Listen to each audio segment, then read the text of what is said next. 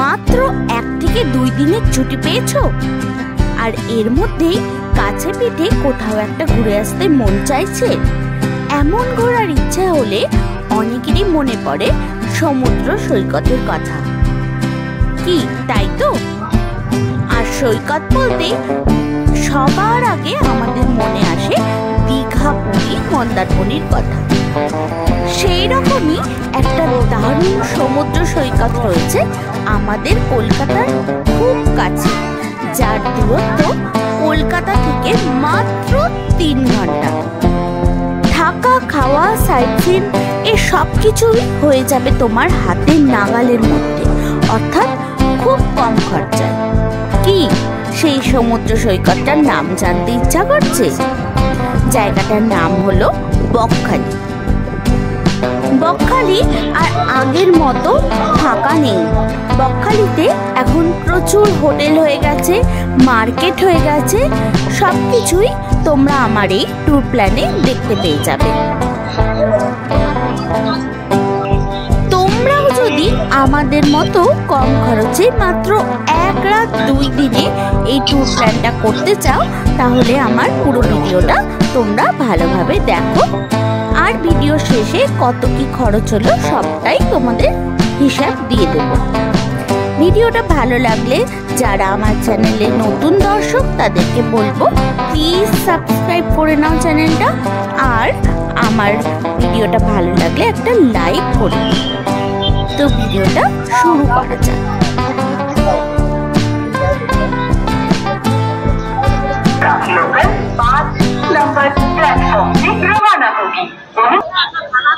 এখন বাজছে ঘড়িতে সকাল 6:30, আর আমরা পৌঁছে গেছি শিয়ালদা স্টেশনে। তো শিয়ালদা সাউথ থেকে আমরা 7:14 ট্রেন ধরে যাব নামখানায়, এবং নামখানা থেকে যাব বকখালি।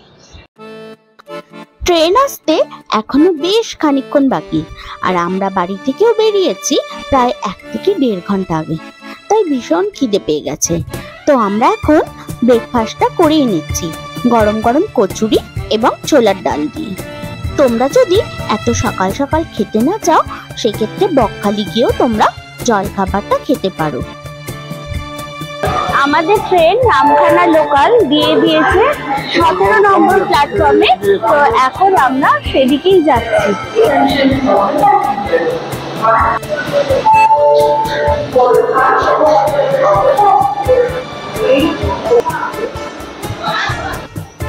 অনেক তো বকর বকর করলাম, এবারে আসি আসল কথায়। কলকাতা থেকে বকখালি তোমরা যাবে কিভাবে? কলকাতা থেকে 3 ভাবে বকখালি যাওয়া যায়। 1 নম্বর ট্রেনে, 2 নম্বর বাসে করে, আর 3 নম্বর প্রাইভেট কারে করে। তবে আমার মতে ট্রেনে যাওয়াই সবচেয়ে সস্তা ও আরামদায়ক জার্নি। শিয়ালদা থেকে নামখানা যেতে ভাড়া লাগে মাত্র 25 টাকা করে। এছাড়াও আরো কয়েকটা ট্রেন আছে যেগুলোতে করে গেলে একদম সকাল সকাল তোমরা বকখালি পৌঁছে যেতে পারবে। সেই রকমই কয়েকটা ট্রেনের নাম ও টাইম আমি দিয়ে দিচ্ছি স্ক্রিনে। এছাড়াও একটা গুরুত্বপূর্ণ কথা তোমাদের জানিয়ে দিই, হোয়ার ইজ মাই ট্রেন অ্যাপে সবসময় শিয়ালদা নামখানা লোকাল কিন্তু দেখায় না, লক্ষ্মীকান্তপুর লোকাল দেখায়। এই লক্ষ্মীকান্তপুরে 10 থেকে 15 মিনিট ট্রেনটা দাঁড়িয়ে থাকে, তারপরে ওই ট্রেনটাই কিন্তু নাম্বার চেঞ্জ করে হয়ে যায় নামখানা লোকাল। এছাড়াও ধর্মতলা থেকেও বাসে করে সোজা বকখালি আসা যায়, সময় লাগে 4.5 থেকে 5 ঘন্টা মতো। পৌঁছে গেছি নামখানা স্টেশনে, আর এখন বাজছে 10:15। আমাদের শিয়ালদা থেকে নামখানা আসতে সময় লেগেছে পুরো 3 ঘন্টা। এবারে যাব আমরা অটো বা টোটো স্ট্যান্ডের দিকে, দেখা যাক কি পাওয়া যায়।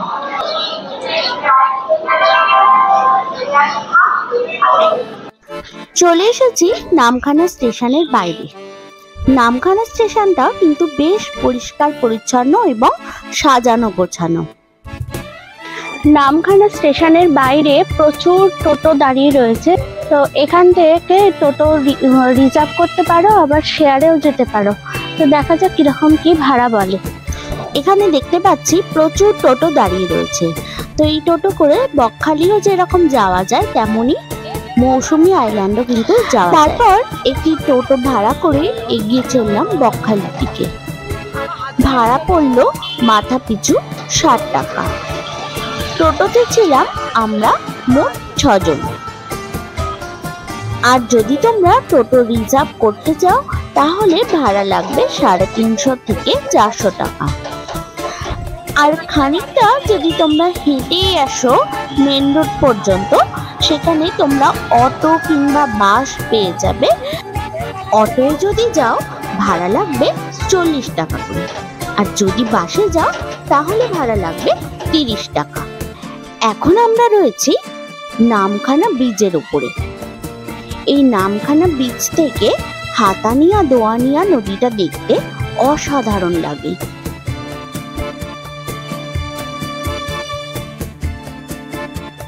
তো ফাইনালি আমরা পৌঁছে গেছি আমাদের হোটেলে। বকখালিতে আমাদের আজকের আস্তানা হচ্ছে হোটেল সোনার বাংলা।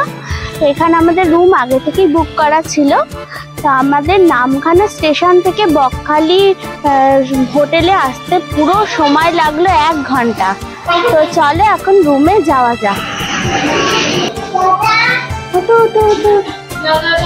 এই যে রুম নাম্বার 105। এই হচ্ছে আজকে আমাদের রুম। আমাদের এই রুমটা ছিল বেশ পরিষ্কার পরিচ্ছন্ন এবং ঠিকঠাক সাইজের। এই রুমটা আমরা যেহেতু এসি রুম হিসেবে নিয়েছিলাম তাই ভাড়া পড়েছিল পার ডে 1100 টাকা করে। এই রুমটাকে নন এসি রুম হিসেবেও নেওয়া যায়, সেক্ষেত্রে ভাড়া পড়ে 700 থেকে 800 টাকা। এছাড়া এই হোটেলের সবচেয়ে আকর্ষণীয় জিনিস হচ্ছে এর ব্যালকনিটা। সেটা দেখতে হলে চোখ রাখতে হবে আমার এই চ্যানেলে। সোনার বাংলার আরো অন্যান্য রুমেরও ভিডিও আসবে এবং সেই সাথে আসবে বকখালির বিভিন্ন হোটেলের ভিডিও।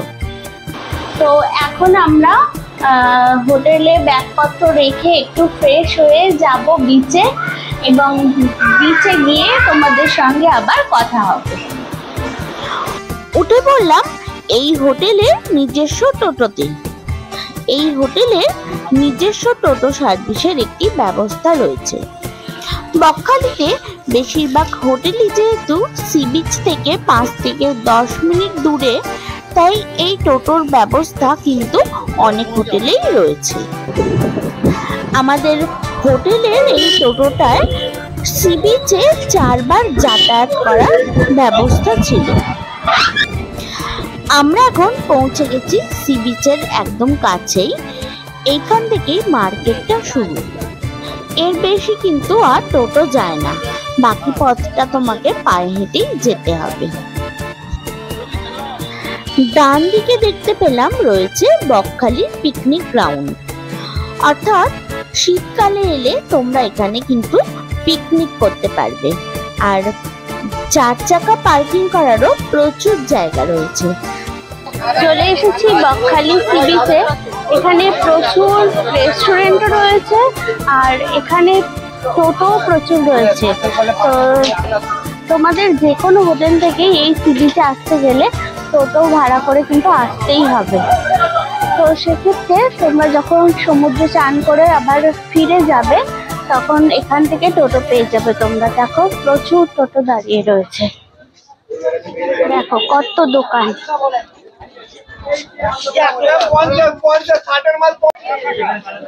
কত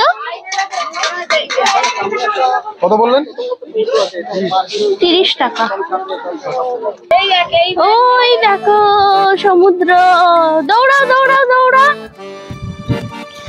এখান থেকেই শুরু হচ্ছে সাদাবাদি সমুদ্র। এখান থেকে প্রায় 1 থেকে 1.5 কিলোমিটার দূরে আছে। এখন যেহেতু ভাটা চলছে তাই সমুদ্র অনেকটা দূরে চলে গেছে। বকখালিতে জোয়ার ভাটার উপর নির্ভর করে সমুদ্র কাছে আসে এবং দূরে চলে যায়। চলে এসছি বকখালি সমুদ্র সৈকতে। কিন্তু এখন ভাটা চলছে, জল অনেক দূরে চলে গেছে। আর এই যে জলটা দেখতে পাচ্ছ, ভাটার পর এই জলটা জমে যায়। এখন এই জলটা পার করে যেতে হবে আমাদের ওই সমুদ্রে।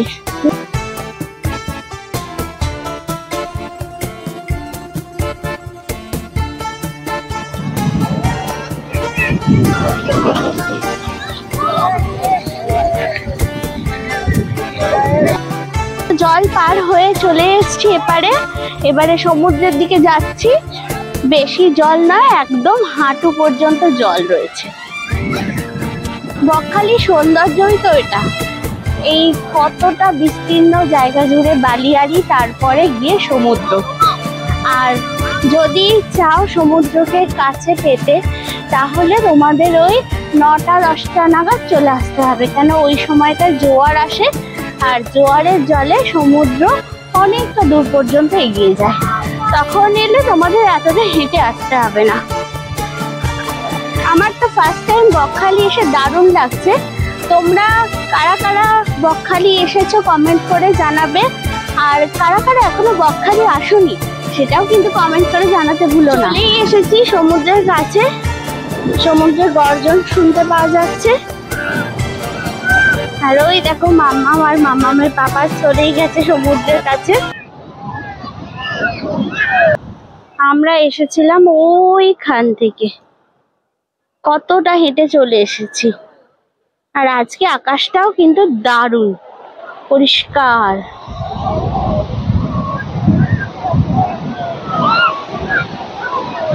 আজকে কিন্তু বকখালিতে প্রচুর ভিড় আছে, যেহেতু আজকে রোববার, তাই বকখালিতে লোকজনও অনেক বেশি এসেছে। আর বকখালিকে কিন্তু দীঘা পুরীর সাথে গুলিয়ে ফেললে একদম হবে না, কেন দীঘা পুরীর মতো অত বড় বড় ঢেউ কিন্তু বকখালিতে নেই।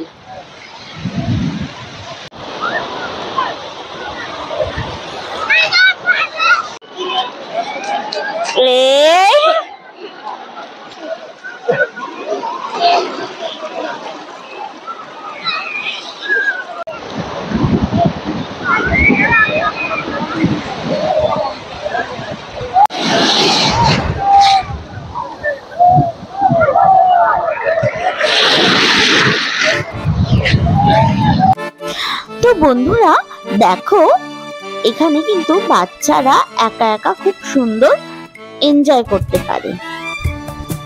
এখানে সমুদ্রের ঢেউ কিন্তু একটু কম, সমুদ্র এখানে একটু শান্ত প্রকৃতির, আর জল বেশ পরিষ্কার। আর সব থেকে ইন্টারেস্টিং ব্যাপার হচ্ছে, দীঘা পুরীতে যেমন ঢেউ সমুদ্রের দিকে ফিরে যাওয়ার সঙ্গে সঙ্গে যেমন পায়ের তলায় মাটি সরে যায়, এখানে কিন্তু সেরকমটা কিছু হচ্ছে না। তাই বাচ্চাদের এনজয় করার জন্য বকখালি কিন্তু একটা দারুণ জায়গা।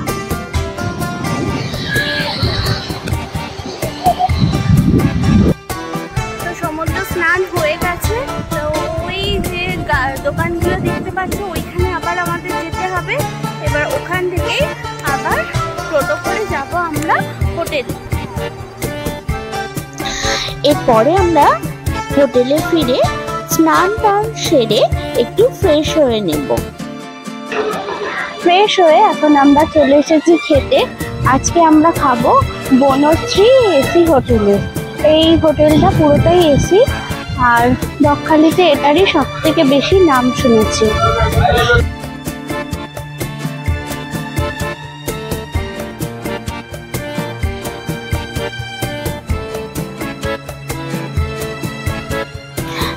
একদম পরিষ্কার পরিচ্ছন্ন এসি রেস্টুরেন্ট। চলো মেনু কার্ডটা তোমাদের একটু দেখিয়ে দিই। তার আগে বলে দিই, এখানে কিন্তু খাবার দাবার বেশ সস্তায় পাওয়া যায়।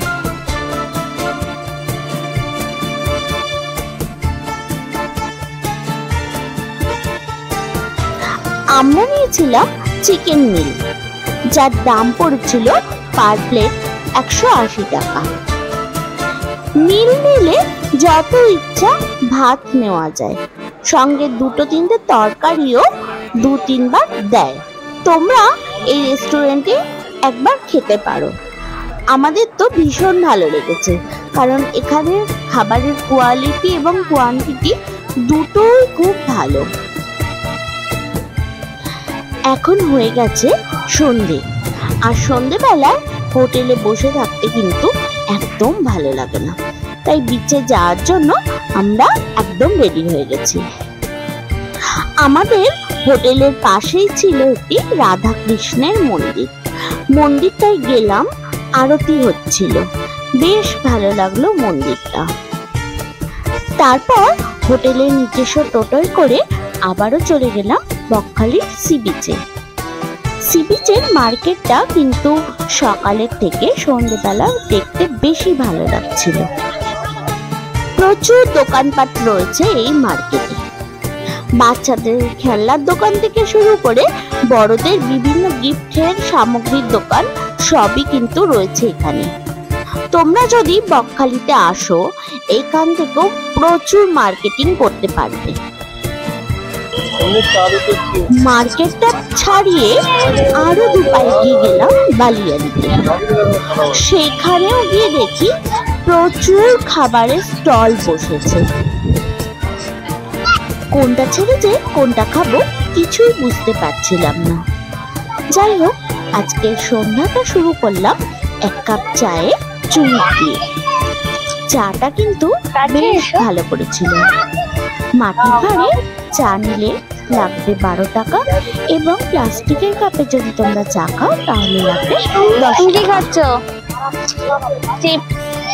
আর এদিকে দেখো পরপর লাইন দিয়ে রয়েছে ফুচকার দোকান, ভেলপুরি, পাপড়ি চাট, ঝালমুড়ি, এমনকি প্রচুর আইসক্রিমের দোকানও রয়েছে। আর যদি তোমরা বকখালিতে আসো তাহলে এখানকার টাটকা মাছ ভাজা কিন্তু খেতে একদমই ভুলো না।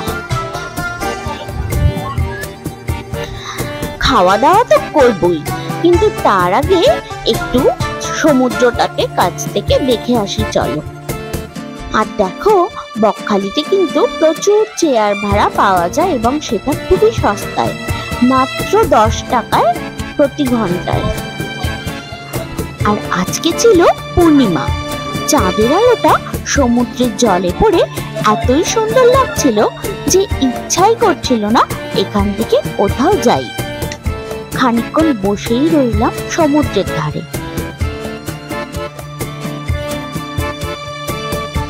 বেশ খানিকক্ষণ সমুদ্রের ধারে কাটানোর পর একটু খিদে পাচ্ছিল, তাই গেলাম মাছের দোকানে। চলো দেখা যাক ওখানে কি কি মাছ পাওয়া যাচ্ছে। তো আমরা নিলাম মামামের জন্য চিংড়ি মাছ, আর আমাদের জন্য নিলাম কাঁকড়া। এগুলো সব 100 টাকা প্লেট, মানে এক একটা প্লেটে যতগুলো কাঁকড়া আছে সব 100 টাকা। এই পমফ্রেট কত দিদি ভাই? Pomfret piece. এদিকে আমাদের কাঁকড়াটা পরিষ্কার করা হচ্ছে, আর চিংড়িটা কিন্তু অলরেডি পরিষ্কার করা হয়ে গেছে। যখন আমরা দীঘায় গিয়েছিলাম তখন থেকেই মনে মনে একটা ইচ্ছা ছিল যে সমুদ্রের পাড়ে বসে কাঁকড়া ভাজা খাবো, কিন্তু দীঘায় নাকি কাঁকড়া খাওয়া খুব একটা ভালো নয়, অনেকেরই নাকি শরীর খারাপ করেছে। তো জানি না কথাটা কতটা সত্যি। তো সেই ইচ্ছা এখন পূরণ করছি বকখালিতে এসে। তো এখানে চোখের সামনে কাঁকড়া ধুয়ে ভালো করে বেছে এখন ভালো করে ঝাল করে দিচ্ছে। এটা হচ্ছে চিংড়ি মাছ ভাজা, এটা মামামের জন্য, আর আমাদের কাঁকড়ার ঝালটাও কিন্তু এসে গেছে, আপনাদের দেখাচ্ছি। কেমন ভালো? এই হলো আমাদের কাঁকড়ার ঝাল। ভীষণ ভালো হয়েছিল এই কাঁকড়ার ঝালটা। তোমরা বকখালিতে এলে মাছ ভাজার সাথে সাথে এই কাঁকড়াটাও কিন্তু খেতে পারো। 4 পিস কাঁকড়ার দাম নিয়েছিল 100 টাকা, আর ঝাল করার জন্য নিয়েছিল এক্সট্রা 10 টাকা। খানিকক্ষণ বিচে সময় কাটানোর পর রাত্রে চলে গেলাম ডিনার করতে। নিয়েছিলাম রুটি ও এগ তরকা, আর মামামের জন্য নিয়েছিলাম ঝাল ছাড়া আলুর পরোটা।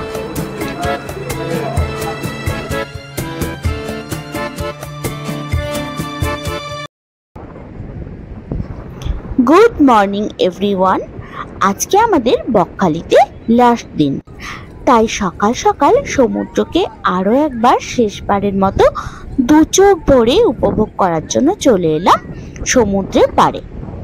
এত সুন্দর সাদা বালি বোধহয় আমাদের পশ্চিমবঙ্গের মধ্যে বকখালিতেই দেখা যায়। এরপরে ব্রেকফাস্ট করলাম পেটাই পরোটা ও ঘুগনি দিয়ে। তারপর রেডি হয়ে হোটেলে চেক আউট করে ব্যাগপত্র নিয়ে বেরিয়ে পড়লাম আজকে সাইট সিন দেখতে। টোটো রিজার্ভ করেছিলাম 250 টাকা দিয়ে। আজকে আমরা দেখব মোট 5টি জায়গা।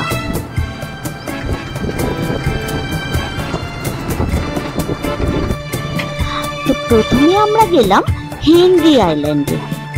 এই আইল্যান্ডে প্রবেশ করার জন্য টিকিট মূল্য লাগে জনপ্রতি 10 টাকা এবং কার পার্কিং এর জন্য লাগে আরো 10 টাকা। এই হেনরি আইল্যান্ডের রাস্তার দুপাশে যেতে যেতে দেখতে পাবে তোমরা প্রচুর মাছের ভেড়ি। এখানে প্রচুর মাছ চাষ করা হয় এবং সবটাই কিন্তু আমাদের পশ্চিমবঙ্গ সরকারের আন্ডারে। এছাড়াও এখানে থাকার জন্য দারুণ দারুণ কটেজ রয়েছে। এই সুন্দরী কমপ্লেক্সের মধ্যে বিভিন্ন বাজেটের বিভিন্ন রকমের কটেজ রয়েছে। আমি ডেসক্রিপশন বক্সের নাম্বার দিয়ে দিচ্ছি, তোমরা যোগাযোগ করে এখানে থাকতে পারো। আর এখানের পরিবেশটাও ভীষণ সুন্দর। আর সামনে যেটা দেখতে পাচ্ছ এটা হচ্ছে ওয়াচ টাওয়ার।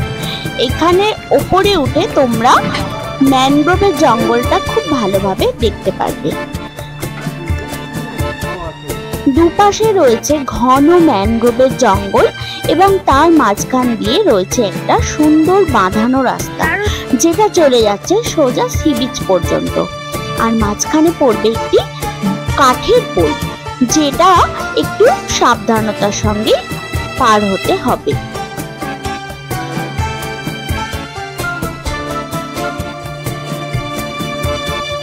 রাস্তাটা ভীষণ সুন্দর। এই রাস্তায় হেঁটে যেতে কিন্তু খুবই ভালো লাগে। এই হেনরি বিচটা কিন্তু একদম নির্জন, কারণ এখানে তেমন মানুষজন আসে না। এই বিচে বেশ খানিকক্ষণ সময় কাটানো গেলেও এই বিচে কিন্তু একেবারেই স্নান করা যায় না, কারণ এই হেনরি বিচে রয়েছে চোরা বালি ও চোরা স্রোত, তাই এখানে কিন্তু না নামাই ভালো। এরপরে গেলাম আমরা বেনফিশে। বেনফিশে যাওয়ার জন্য প্রবেশ মূল্য লাগে জনপ্রতি 5 টাকা করে এবং অটো বা টোটো পার্কিং করার জন্য লাগে আরো 10 টাকা। এটা হচ্ছে বকখালি মৎস্য বন্দর। এখান থেকে ট্রলারগুলো সমুদ্রে মাছ ধরতে যায় এবং মাছ নিয়ে ফিরে আসে এই বেনফিশে।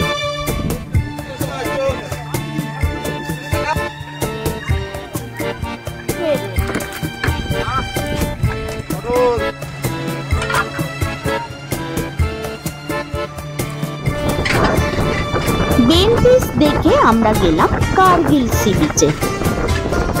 এখান থেকে সানসেটটা কিন্তু ভীষণ ভালোভাবে দেখা যায়, তাই তোমরা যদি বিকালের দিকে আসো কার্গিল সি বিচে এলে তোমাদের ভীষণ ভালো লাগবে। এখানে সমুদ্রের পাড়টা কিন্তু পুরোটাই কংক্রিট দিয়ে বাঁধানো, ঠিক যেমনটা দীঘায় গেলে দেখতে পাওয়া যায়। জম্মুদ্বীপ কোনটা দেখাও?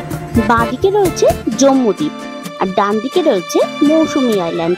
আর দুটো জায়গার মাঝে যে দ্বীপটা দেখা যাচ্ছে সেটাই হলো গঙ্গাসাগর। তারপর গেলাম আমরা ফ্রেজারগঞ্জে।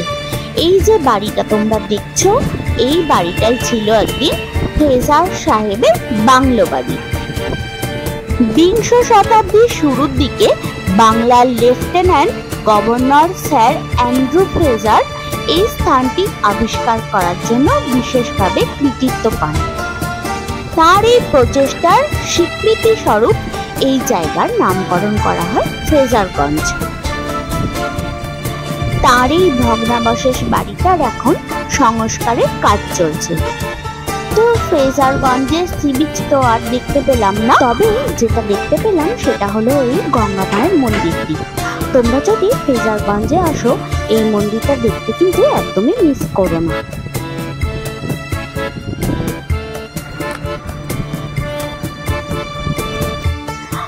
আজকের সাইট সিনের 5 নম্বর অর্থাৎ আমাদের শেষ গন্তব্যস্থল হলো এই ইকো পার্কটি। এই ইকো পার্কটিতে বাচ্চাদের খেলার জন্য প্রচুর অ্যাক্টিভিটির জিনিসপত্র তৈরি করে রাখা আছে। এখানে ঢোকার জন্য প্রবেশ মূল্য লাগে পার হেড 20 টাকা করে।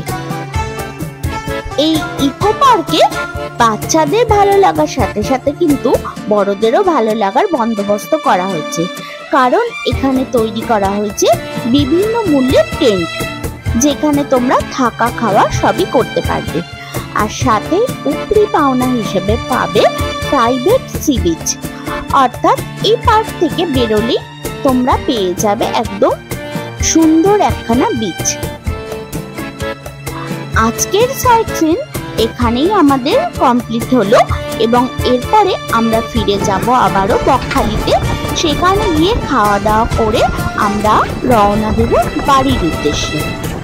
তোমরা যদি চাও সকালে বেরিয়ে যেতে তাহলে তোমাদের আগের দিনই কিন্তু এই সাইট সিনটা লাঞ্চের পরে করে নিতে হবে।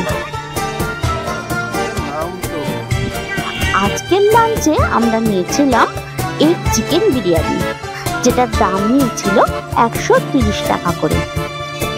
খাওয়া দাওয়ার পর একটা অটো ধরে আমরা চলে গেলাম নামখানা বাস স্ট্যান্ড পর্যন্ত, যেটায় আমাদের ভাড়া লাগলো জনপ্রতি 40 টাকা করে।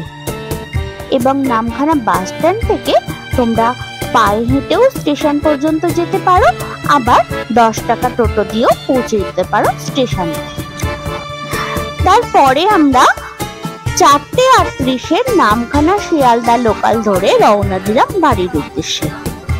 এই ট্রেনটা ছাড়াও আরো অনেক ট্রেন আছে কলকাতা যাওয়ার জন্য, তো আমি ট্রেনের টাইমগুলো স্ক্রিনে দিয়ে দিলাম, তোমরা একটু দেখে নাও। তো বন্ধুরা, আমাদের বকখালি ট্যুর এখানেই সমাপ্ত হলো। আমার ভিডিওটা কেমন লাগলো অবশ্যই কমেন্ট করে জানিও, আর যদি ভালো লাগে তাহলে একটা লাইক করো, আর তোমাদের বন্ধু বান্ধব বা পরিবারের লোকজনের সঙ্গে ভিডিওটা প্রচুর পরিমাণে শেয়ার করো, আর অবশ্যই বেল আইকনটা প্রেস করে রেখো। তো আবার নেক্সট ভিডিও তোমাদের সঙ্গে দেখা হবে। টাটা।